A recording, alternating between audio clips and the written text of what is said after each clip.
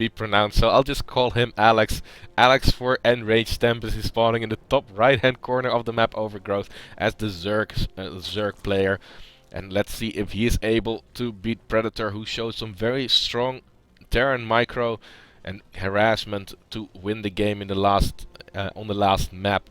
So our Terran player, Heralds of Apocalypse Predator, is spawning in that bottom left hand corner. I'm very curious to see what we will have this game. I will add the scores. We have currently a 1-1 score, not a 2 points for the Heralds of Apocalypse just yet. Let's see if that will actually happen. But the Overlord is making its way across the map. It's a 2-player spawn map, so anything can happen. And I would really like to see that Zerg player going for the hatchery first, especially on this map. And pretty much in all Terran versus Zerg matchups, I really do like to take that hatchery first before going into the spawning pool, because there's just not a whole lot that a Terran can do, and having those larvae available, once it gets up at least, is very useful. A Predator really wants to get his good luck, have fun from Alex, so let's see if that will happen. Okay, there's the good luck.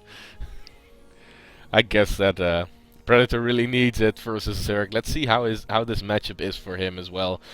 And just as I said it, the hatchery was put down first, and it's being followed up by that spawning pool. And let's see how long it will take before he gets that gas. He gets it pretty soon after that as well to go for that speed, and most likely after he has mined that 100 gas, he will stop gas production and just focus on his macro for a little while.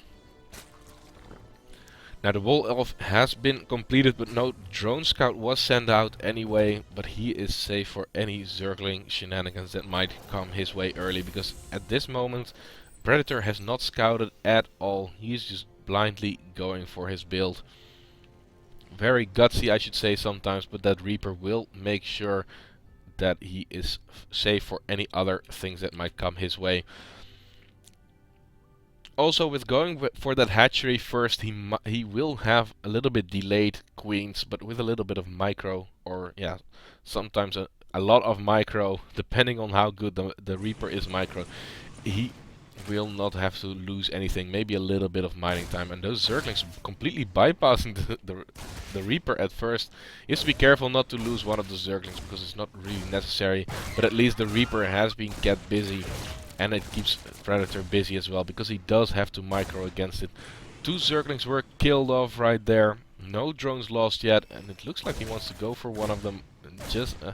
He wants to go for one right now. Alex did mine that 100 gas, a little bit more than that, and I bet that he will start his Zergling speed very quickly now. He hasn't started it just yet. He has the money for it, so I'm really curious why he hasn't just yet, but there it goes. And in 2 minutes, so around the 7-minute mark, he will have that Zergling speed. But the Reaper did not fully check for the spawning pool, so he did not know that it took a while before that spawning pool started moving and researching. Now behind this, Predator has not gone for one extra command center. He is going for a 3rd command center as well, while he is going to get those Hellions. So very mineral heavy investment, and that's why he's only keeping the 3 gas miners going and not getting a 2nd gas just yet. He doesn't need it. He needs to get that mineral income. And 2 Reapers are out, but he does not want to send them out again. He's just joining them up with the Hellions so they can tank a little bit and regenerate that health at a later stage. And so at this time Alex did take both watchtowers, so anything that comes his way will be spotted immediately. And behind this, going for a 3rd base as well. In a Terran versus Zerg, I'm actually curious to see how easily it is able to defend it, because those drops on that location, on the location between the 2nd and the 3rd base, can be quite difficult to hold. So I'm really curious to see what will happen there. But then we see a move out with 4 Hellions and the 2 Reapers clearing out the watchtower. It has alerted Alex that something is coming his way. And we do see that those Zerglings on the production tab, the 7-minute mark has passed, so the Zergling speed is done at this stage of the game, and the wall off is being constructed, but a very late bunker as well. Maybe he was able to do a little bit of damage, and he does have the Overlord in position, which could tell him that it was completely open. But let's see how much damage these Hellions can do. They're just poking at this time, but the Zerglings are in a great position to intercept them when they come close. And well, it's not really a large amount of Zerglings, but the Queens with support will make sure that it's not really enough to just break up this ramp. Queens are going to town on one of the Hellions, taking one out for pretty much free. The Queen is not really getting low, he is at half health, but I would not say that that is devastating, because they will have transfuse energy really quickly. Zergling's trying to get us around of not quite getting it, picking up one of the Hellions. That's really nice for him as well. But the Hellions are making their way back home with the Reapers. Both Reapers are actually still alive, so they did not do their job correctly. But the third base is up, and looking at the worker count currently, Alex is ahead by 4 workers, but with the third command center being done as well, he will be able to catch up quickly, and with the mules that he has at his disposal, he will be ahead quite a Predator will be ahead quite a bit. Now, and it seems like it's going to stabilize just a little bit. The Baneling nest for Alex is finishing up. The layer is morphing in as well. It is 3/4 of the way done, and let's see what it's going to be used for. But he is preparing for those drops that are coming his way. And actually, at this time, he has not seen the main base at all, so I'm not quite sure if he knows about the third command center, but he will see it flying now. The layer is finished, so this Overlord should definitely start pooping some creep to prevent it from landing. The SCVs are already being transferred, and it looks like the command center will be in time, and that there will be no poop creeping. It's just a little bit too late. Now, if he can force the lift off before that Overlord is being killed off, it will take some time before he can put it down again. But the Marines are coming to kill it off. Everything is being spotted by that Zergling, but he will die very quickly now as well. Now, it's also very important to look at those upgrades, because the Zerg really wants to be ahead in those, and currently he is. He has a 1-1 upgrades, and the Terran is finishing up 1-1 at this time, and the +2/+2 has started now as well. The Terran player has only just started his armory, so it will take quite some time before he can start those 2-2 upgrades actually. And his main base is already getting low with minerals on some of the patches. He has... Oh no, this is just a very weird map layout from it. Okay, let's go to the base of Alex at this stage. He has a double medevac drop, but the Zerglings are in position to deny it immediately. Very nice positioning from him. And the Mutalisks are coming out, which will close the window in which those medevacs can be fully effective, because those Mutalisks can deny those medevacs quite heavily. Fourth base also being taken. Alex is going full macro mode right now. He is at 68 drones, which is a very nice number if he gets those injects right as well. And those are quite a few Zerglings already. Oh, the Hellions get surrounded immediately. Are they going to get killed off? Widow mines have been burrowed, getting some very nice shots off, but the Baneling hits have also been amazing. Looking at the army supply, it is in favor of Predator right now, and the drop is going to continue in the main base of Alex. Mutalisks fighting those Marines. That's not really something that you want to have happen to you, and he has to be very meticulous in cleaning up the Widow mines in front of his ramp, because they can definitely do quite a bit of damage. And it looks like Alex is going to go for that counter attack immediately, see if they can find an opening, but the Marines have stimmed already. Oh, he has to pay attention to that, losing a lot of those Zerglings for free. You don't want to have that happen for him, and especially before that 2-2 upgrade is finishing for him. Those Widow mines got some more shots off, and he's parking the Banelings right on top of them, that if they explode, he will take the Widow mines with him. Now another medevac drop is going to the top left position. He does not know about that base just yet, and he's not He's not really queuing up to go there, but he will spot it immediately now as well. 2-2 has finished up for our Zerg player, and 2-2 for our Terran player is only halfway done pretty much. So this is the window where Alex wants to do damage, but those Marines are actually very nicely positioned. No good angle for the Zerg to be cost efficient in this trade. But at the same time, while the Zerg is distracted, he is going to push onto the ramp, and a lot of Banelings. They do not have speed at this time, and not getting the most cost efficient trades actually. And a lot of Marines are still alive, and there are no more. Well, there are pretty much no more units for Alex on the map, but he made a lot of extra Zerglings, and those Mutalisks will be there to support as well. Realizing that these Banelings do not have speed just yet, he starts it now, and those Mutalisks will start to chase down those Medevacs. Oh, he's not actually going for them, he's pulling back to kill off another guaranteed Medevac. And behind is also going for a 5th base already, while the Terran is on 3 bases still. He is getting that extra command center now as well. And Alex does spot the window to put down the infestation pit as well, with 7 more drones also in the production tab. Really letting that macro shine. Now 7 more Marines are making its way to that top left expansion. I don't think that they will do a whole lot of damage right here, and that Medevac is getting very low, so he has to be careful for those Mutalisks, and there it gets taken out immediately. But the infestation pit was spotted, that it is finishing up, and I hope that the hive will start to morph very soon as well. And there we go, just as I move the vision to that location. Now looking at his vision, he does not know about that 5th base just yet, and it is up and mining already.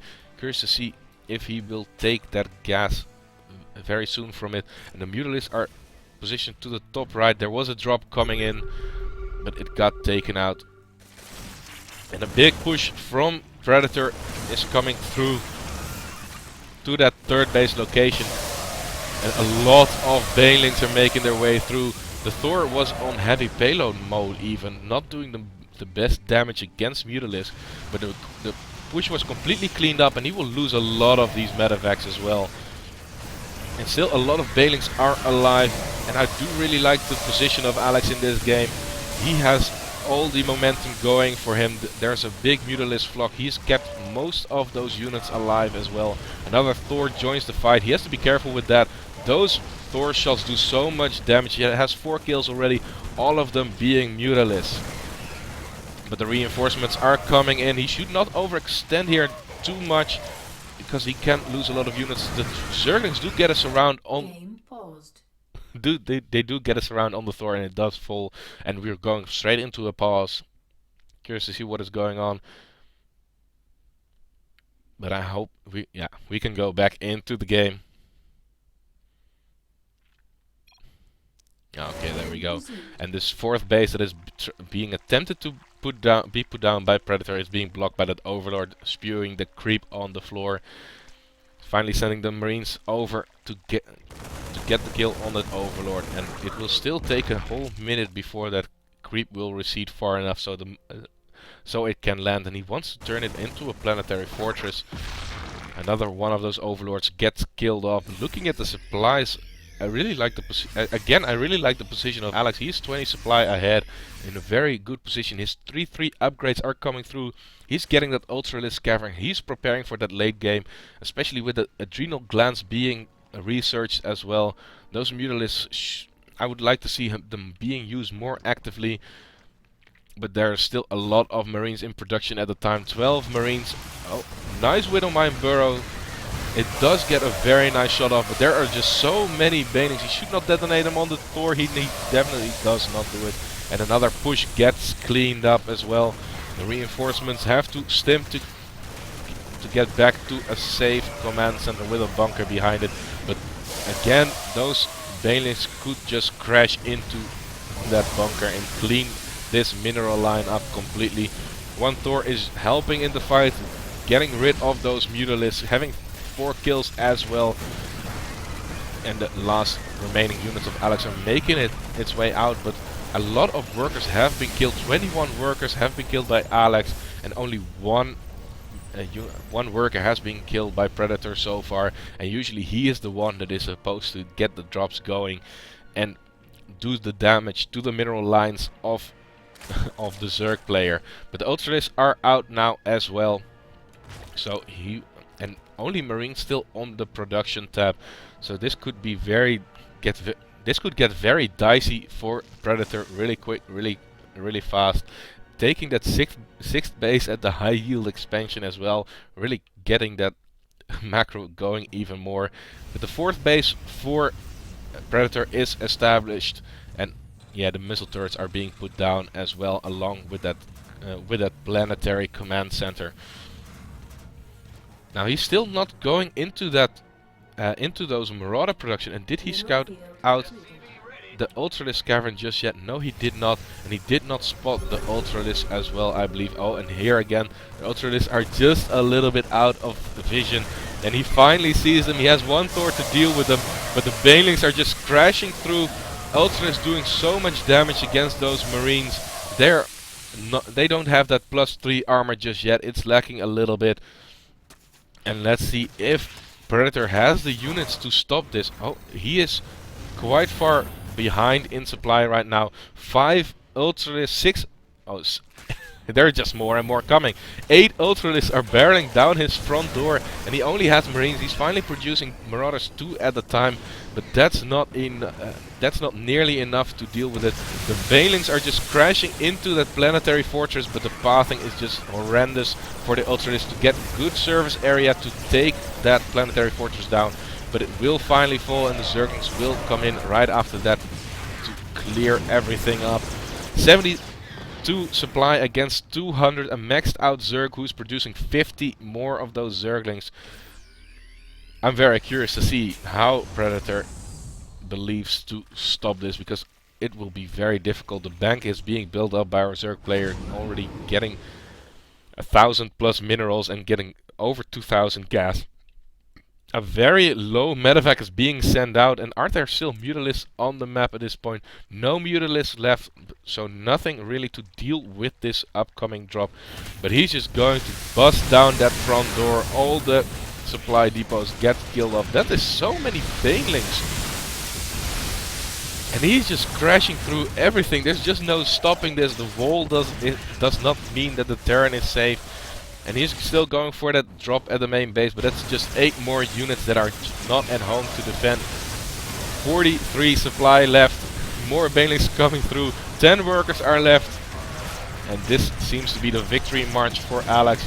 The drop in the main might just get some damage done. He's focusing firing the Ultralisk cavern, but it's just too little too late. Finally he was able to get some damage